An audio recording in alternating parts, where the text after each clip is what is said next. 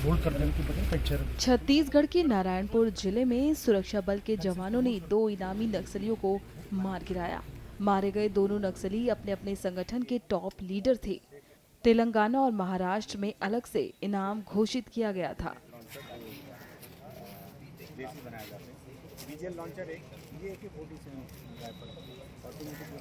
मेरे पीछे अगर आप देखेंगे तो आपको उन्हीं 2 माओवादियों की 100 यहाँ नक्सलियों की पहचान राजू दादा उर्फ कट्टा रामचंद्र रेड्डी और कोसा दादा उर्फ कादरी सत्यनारायण रेड्डी के रूप में हुई है।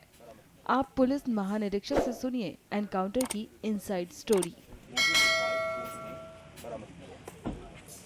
जिला नारायणपुर के अबुजमाड़ क्षेत्र अंतर्गत महाराष्ट्र और छत्तीसगढ़ के सीमावर्ती इलाका में जो प्रतिबंधित एवं गैरकानूनी सीपी माओवादी संगठन की जो सेंट्रल कमेटी मेंबर्स और अन्य सीनियर कैडर्स को उपस्थिति का आसूचक आधार पर सुरक्षा बल अभियान के लिए रवाना की गए थे। दिनांक 22 सितंबर को जो थाना कोकामेटा का जो फरसबेड़ा तोयामेटा जंगल इलाका में जो माओवादी एवं सुरक्षा बल के बीच में प्रातः से लेकर अनेक बार मुठभेड़ हुई।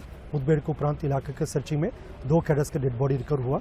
दोनों का शिनाख्ती सेंट्रल कमेटी मेंबर कोसा उर्फ कतारी सत्यनारायण रेड्डी एवं राजू दादा उर्फ कट्टा रामचंद्र रेड्डी के रूप में हुई। दोनों सेंट्रल कमेटी मेंबर्स के ऊपर छत्तीसगढ़ राज्य में 40-40 लाख इनाम है और अन्य सभी राज्य के इनाम को यदि आंकड़ा जोड़कर देखें तो एक के ऊपर 1 करोड़ 80 लाख इस प्रकार का इनाम राशि उनके ऊपर घोषित है। और दोनों कैडर्स को संपूर्ण रूप से क्रिमिनल रिकॉर्ड यदि देखा जाएगा टोटल 91 केसेस है और अलग अलग वारदात में प्रत्यक्ष रूप में और अप्रत्यक्ष रूप में शामिल रहा। मुठभेड़ सेल से AK-47 इंसास और अन्य आर्म्स एम्युनिशन भी बरामद की गए थे और अभी भी आसपास इलाका में जो अन्य जो शेष माओवादी कैडर्स की पतासाजी के लिए सुरक्षा बल द्वारा लगातार कार्रवाई की जा रही है। सर, जो मारे गए माओवादी है उनका सिक्योरिटी लेयर वो किस तरीके से रहता था?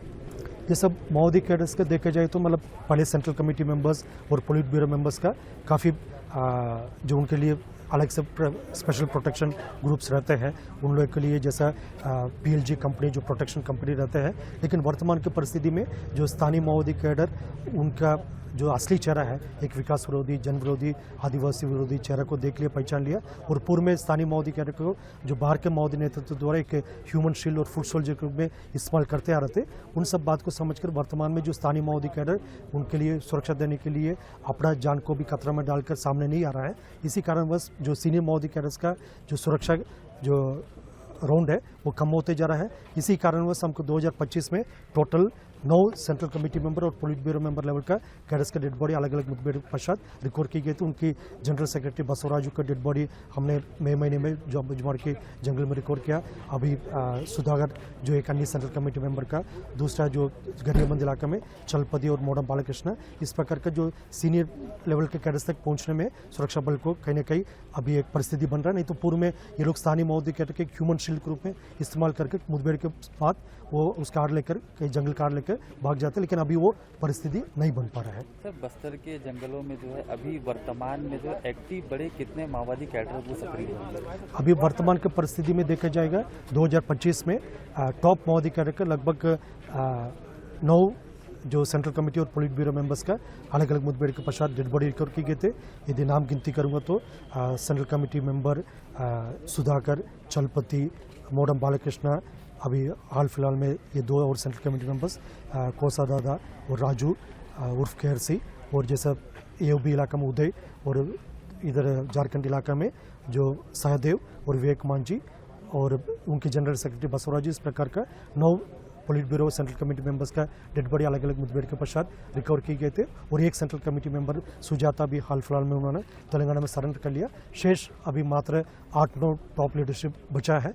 उसमें पोलिट ब्यूरो मेंबर देव जी है, पोलिट ब्यूरो मेंबर गणपति है और अन्य जो सेंट्रल कमेटी मेंबर्स रामदेव हिरमे और इस प्रकार के जो कैडर्स है उन सब के बारे में हम स्पेसिफिक आसूचना आधारित लगातार अभियान जारी रखा है। सर, इस वर्ष जो है कितने वेपन्स जो है वो बरामद किए गए हैं माओवादी संगठन के पास, और अभी कितने वेपन लगभग बचे होंगे? जो वर्ष 2024 और 25 में हमने अलग अलग मुठभेड़ के पश्चात टोटल 480 से अधिक वेपन बस्तर संभाग के अंदर रिकवर किया गया और बाकी अन्य माओवादी कैडर अभी जंगल में उनके पास बहुत ज़्यादा अभी ना संख्या बल है ना ये इसके फायर पावर है। इसलिए बार बार हम अपील करते शासन की ओर से, अभी भी वक्त है, हिंसा त्याग करके समाज की मुख्य धारा में शामिल होने के उद्देश्य से आकर आत्मसमर्पण करने चाहिए और पुनर्वास पॉलिसी के तहत उनका सभी प्रकार का लाभ और सुविधा प्रदान की जाती है, अन्यथा काफ़ी गंभीर परिणाम को उनको भुगतना पड़ जाएगा। सर लगातार जो एंटी नक्सल ऑपरेशन चलाए जा रहे हैं इसमें क्या महिला फोर्सेज भी शामिल हैं? अभी हमारा सभी स्पेशल फोर्सेस जैसा DRG, बस्तर फाइटर्स, STF है, cobra, BSF, ITBP, SSB, Chhattisgarh armed forces है और उनमें से हमारे सभी महिला कॉम्पोनेंट भी सब एक इंटीग्रेटेड टीम के तहत काम कर रहा है, जिसके परिणाम काफ़ी सकारात्मक रहा है। हमारा सुरक्षा बल का काफ़ी एक डेडिकेटेड जो प्रयास है और शासन की एक स्पष्ट जो पॉलिसी है और क्षेत्र की जनता का सहयोग है, इन सब कारणवश हमको काफ़ी एक सकारात्मक परिणाम अभी देखने के लिए मिल रहा है।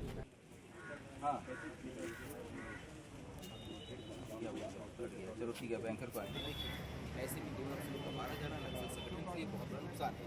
2 जो नक्सली मारे गए हैं उनके पास से कुछ हथियार मिले हैं, साथ ही कुछ सामग्री मिली है। उसे भी फोर्स ने नारायणपुर के DRG हेडक्वार्टर में शूट किया है। आप अगर देखें तो यहाँ